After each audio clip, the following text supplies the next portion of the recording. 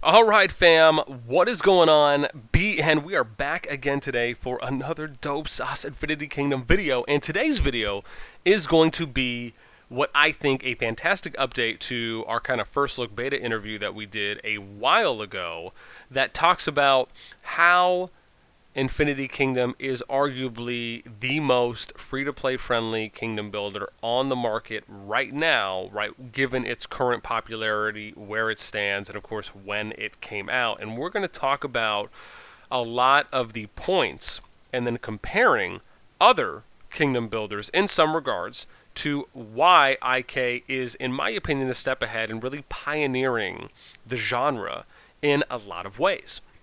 So, before we even dive into the specifics, I just want to give you a little bit of background, right, for myself and kind of my Kingdom Builder playing experience. So, I kind of started out pretty early with games like AOC, which is Art of Conquest, came out in 2017, about midway, and then you have early 2016 for War and Order, right? These were some of kind of my early, a few others as well, but some of the more notable ones, and then kind of transitioning to what you would see would be like the big three with like Lords Mobile, State of Survival, which for SOS only played a little bit, Lords Mobile about a year and a half, and then Rock about 4 years for that, right? These are kind of the big three kingdom builders currently. Again, there are others that I've played, right? LOTR Conquest, right? War and Order. Game of War. There's so many these days, I feel. But with that, the big thing here is that a lot of the features you're going to hear me talk about that are in Infinity Kingdom, and for some of the reasons why I think the game is just really a cut above, and they have such an amazing platform and potential to even keep going farther, those are what we're going to be focusing on today. So let's dive in. The number one thing, or I should say the first thing, that we're going to talk about is limited troops. You have a training grounds. Every player in Infinity Kingdom has a limit on how many troops they can train. This maxes at 500k, again, at the base level for when you have training grounds maxed at 40. Again, you can go to level 40, right? Obviously, compared to some other games where it might be 25 or something in between. Because you can only have a limited amount of troops, it means that you're not just going to sit here and hoard troops where you have hundreds of thousands or millions of troops just waiting on standby, right? The game also makes it so you kind of have to use your troops as well, so you're never necessarily always going to be maxed out at that 500k mark. In addition, when you're looking at it from a free-to-play versus pay-to-win perspective, this is great, right? Now, yes, there are other areas that spenders do spend in, because obviously it's kind of limited to do that. Now, mainly when you're looking at replenishing troops, right, that's something where spenders might have still a little bit of an advantage in, or just generally speaking. But it is nice to know that when you're going into a fight, you're at the same troop number that they are, right? And for the most part, if you have resources stocked up, you can probably keep up for a decent amount of time, right, before it kind of then goes into resources depleted. They have money, you don't. Again, kind of as the free-to-play. It's direct, but it's honest. But again, I love the fact that they have limited troops. I think this is a big win for the game. Number two, everything costs action points. This is the second biggest point that I'm going to hammer home, which is that in other games, you may go out and attack a city or another player, right? And it does not take, and it does not take any action points, right? It just essentially kind of takes a click, and then you're done. But in this game, everything does. You can go out, with the exception of gathering. You can go out, and I guess constructing, if we want to get really into super particulars. But if I go and I attack a gnome, it's going to cost me action points. If I want to go out and here, let me see if we can find only if I can click on right buttons here. Here we go. Let's see. Can I go? Let me just find one. Oh, I'm sure I'll find one in 5.5, 6.5 seconds. Oh gosh, wow, this is taking longer to find one of these. Oh gosh, wow. I did not realize I was going to have to do this much for this thing. Wow. Okay, let's go to this gnome boss. Let's zoom out. This should hopefully help us find this faster. Here we go. If I want to go attack a gnome boss, right, it's going to cost me AP. If I want to attack this player city, guess what? It's going to cost me AP. The reason I love the fact that the game makes everything that is kind of more PvP, PvE related, for the most part, cost AP, is that The spender is in the same exact situation, right? If you're someone who, right, so if you look at every player in the game, AP costs the same. In addition to this, there are hard caps in place for one, how much AP you can buy, and then once you are depleted of AP, there's another hard cap on how much AP you can buy or pay with currency, or I should say, in-game currency, for additional, like AP replenishment, right? But then once that is tapped out, you're done. Which means that there's no more like unlimited attacks that you can do per day, right? You have a hard cap on how much you can do, especially once your resources are dried up. Because of this, it means that let's say you're someone who's a rogue whale or a rogue player, right, and a heavy spender. You are still going to be hard capped on how much you can do per day. This is a big win. Now, it doesn't mean that you're still not going to be able to attack a lot. You will. But you will eventually not be able to attack anymore because you will just run out of AP. And obviously, if you start dipping into your reserves early, it just means that any of your future days are going to be cut that much more short. So again, a big win for the free-to-play, at least when it comes to being more friendly, in addition to actually having mechanics in place, or you could argue safeguards, for pretty much every server. Right, from not being able to just be overly punished by rogue players or rogue whales that just kind of want to go in and terrorize. Now, it doesn't mean they're still not going to be able to do a decent amount, right? Depending on, as I'm sure most of us know, on any Kingdom Builder you've played where you've had rogue players, right? It doesn't mean that no damage is never going to be done, but I like the fact that in Infinity Kingdom, a lot of it is limiting. And I think that is a big win and selling point for free-to-play players that are interested in trying a new Kingdom Builder route that is a little more favorable in that area. The next thing I really like is the fact that I can slow relocate. I can click on something, I can click start relocation, it'll move me, I don't have to use any teleports to do that, and I can go from a corner of the map to the other corner in probably about, I want to say in like 5 hours, give or take. So again, right in about a quarter of a day, I can move from the bottom left corner to the top right corner of the map. That is amazing and a big win. The next thing is the quick interface. I love the quick interface, right? I've never seen the quick interface used in at least the amount of Kingdom Builders that I've played, and this is, I just think, a very efficient and easy to use system that saves a lot of time. Why? Because I can go in here and I can do my building upgrades, I can do speed ups. I love the one-tap speed up, man. This is phenomenal. The fact that I can click this, I don't have to click individual speed ups one by one to try and total this. I can just do a one-tap speed up. Amazing. I can go in and I can look at prerequisites, right? Pretty standard. I can click the information. I can see how much, what I need for resource amounts. And then I can go in and I can build, I can heal, I can train troops from here, I can speed up, and then I can also look at my marches. Right, and then that's just easy to use. There's not, the screen isn't busy, pretty simplified, and I can do everything from kind of my management interface screen on the 3 tabs. Now, this is something they can expand and do more with, but I love the initial concept. The next thing we're going to talk about is talk skills.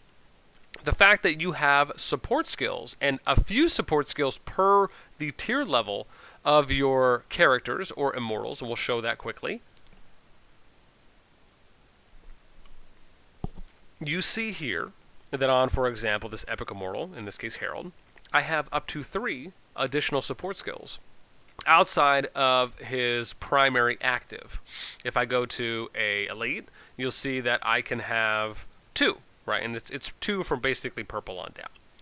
The reason I like this is because they have a specific area here where I can go in and I can look at, again, in a very easy to use, like the screen isn't busy, it's super toned down, and I just click on something, the skill comes up, I read it, even gives me recommendations, and this is kind of where the amateurs from the professionals, if you will, are going to be separated eventually. Tower knowledge or support skills are really going to be the make or break in late game PvP and even late game arena, when you start having more people that are diving into support skills, because again, those are really what are going to make or break fights. And I love the fact that the system is easy to use, but at the same time, there's enough support skills, and as they've been adding, and I'm sure will continue to add, make the fighting system a little bit more complex by just giving you a light introduction, right, with, again, the support skills and not having, 2 or 3 or 4 different areas that can all impact your characters. Now, sure, that may happen over time, but I like how simplified it is, at least to start. Next is using immortals to further buff your production in multiple areas via assignments from your castle. I can increase production speed, I can increase training speed, seriously wounded or healing speed, and I can also increase upgrade and tech speeds, right, by assigning immortals to these that are going to increase those percentages. In addition, the stronger my immortals are, the higher these speeds are. So it gives you another reason to diversify and to continue working on immortals throughout your playing time. I love how they have this kind of slow progression feature that's in with the assignments. I just think it just adds another kind of nice piece of content that you're always going to be working on, right? It's not like a quick one and done. Next, I like that gold is a finite resource in the game. Why do I say that? Because you can only get gold a few ways. You can get gold from your dwellings. You can get gold from your forge by clicking here on the transmute, right? And you can still do conversions. And you can get gold from some events, depending on chests, optional chests that you have available to you. But then for the most part, the next big thing that you're going to do for gold is going to be Contention of Relics, which is pretty much kind of a big server-wide event, and then that goes up between the 3 different factions. And then you'll see that in here in the Forbidden Zone is kind of where you do that. It's a 3-day period. The faction that wins this event at the end will have special tiles that will spawn inside the FZ.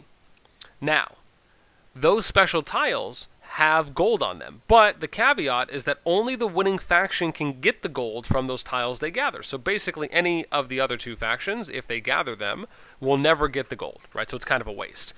But the reason I say this, and I stress that this is probably the 3rd, if not maybe 4th biggest point out of the other great points as well so far, is that when you're looking at it from a free-to-play versus pay-to-win perspective, they're in the same boat. Now, yes, there are some bundles they can buy that will give them a little bit more gold, but the bulk of their gold, and the bulk of any player's gold, is going to come from primarily these 3 areas, right? Now, again, there is a new event that they did add in as well, which allows for you to basically compete in kind of a PvE style, and you can also get gold there. It is a new event that they added in the last patch, or last update.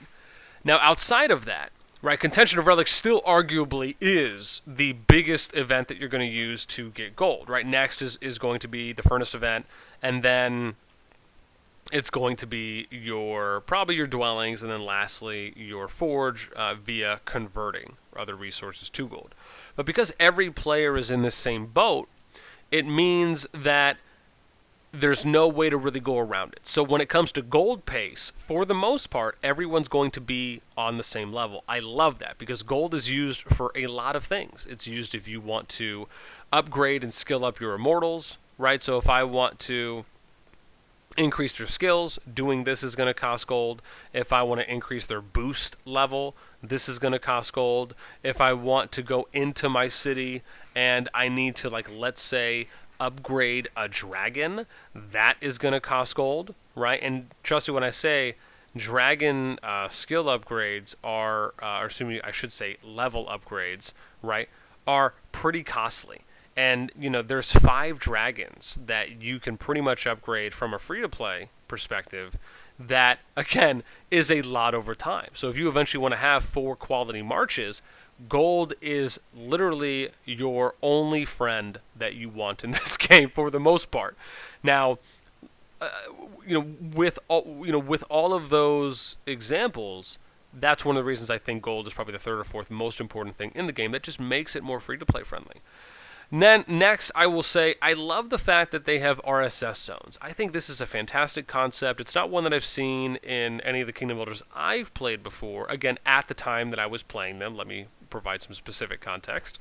But I like this because it allows for you to see the spread that you can have with many alliances and many players participating. Right now, this is similar to some other games that have general zones, where, again, the higher zones you go up, right, these are pretty standard. You're going to have higher level gnomes, higher level gnome bosses, higher level RSS tiles. But you also get district bonuses when you come into some of these. And I'll give you an example of that. Let's say that I'm looking around. Here we go. Let's look at a 6. You'll see that with the 6, if I occupy this, I get a plus 100k an hour bonus. If I go to the 4, I get a plus 30k hour. So the higher tiles you gather, the higher gathering speed bonuses you get if you control the city in that district.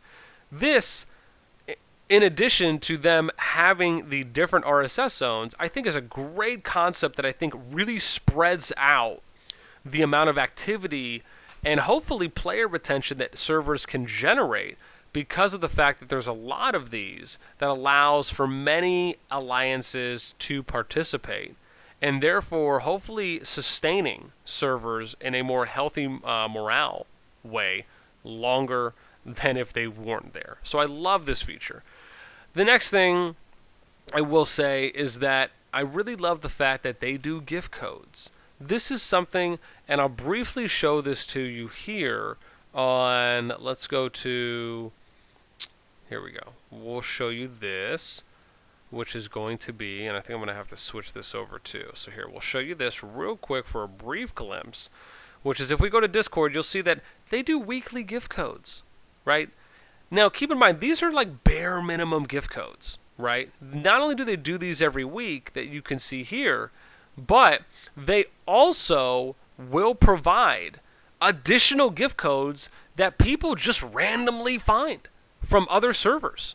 And because of this, you will end up having sometimes a couple gift codes every week. Sometimes it might be 1, it might be 1 to 2, it might be 1 to 4 or 5, but they always have gift codes coming out. This is a fantastic concept to me because it makes the free-to-play players feel like, you know what, I'm getting just a little bit extra, and even though the amounts are small, they add up over time the longer you play.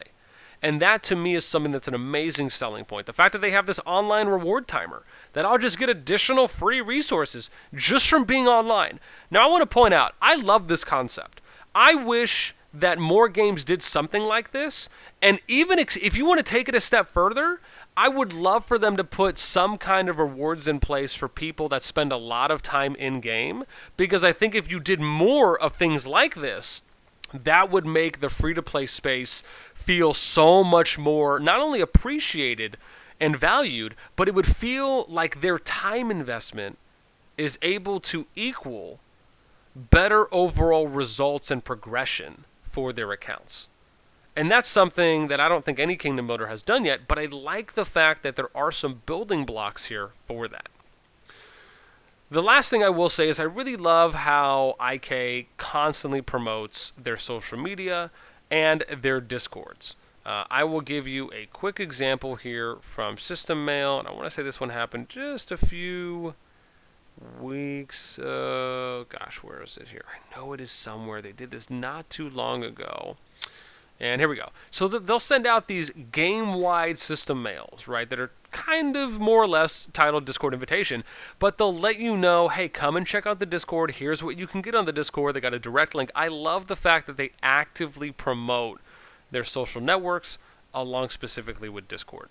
These are some of the biggest selling points I think that Infinity Kingdom has right now, and why I think you as a player, if you enjoy Kingdom Builders, should check out Infinity Kingdom, because I think you would not be disappointed. There are many of my friends that I have been able to sell on Infinity Kingdom, and I'm happy because they are happy that they're still playing it, right? So I think it's just a big win all around.